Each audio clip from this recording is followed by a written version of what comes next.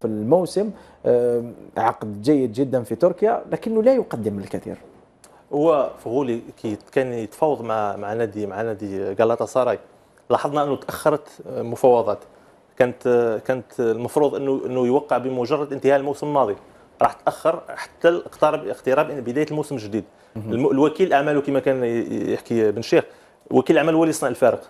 غلام فغولي تريث انتظر وكيل اعماله واش قادر يوصل له، راح مكنه انه يتحصل على واحد من اعلى الاجور في تركيا.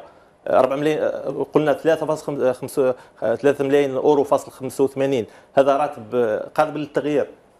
كي لعب اول 9 الى 10 لقاءات في تركيا، عطاو له مكافاه اللي هي 75,000 اورو زائد 3 على زائد الراتب الاصلي.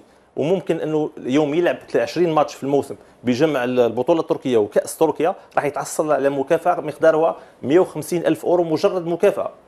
هذه كل زيادات. ممكن اذا تحصل غالاتا سراي على لقب في نهايه الموسم عنده مكافاه اضافيه. يعني يملك عقدا متينا.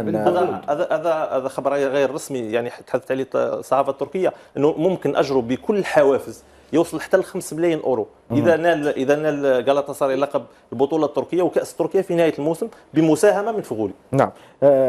عادل الحداد اعطانا الخبر اليقين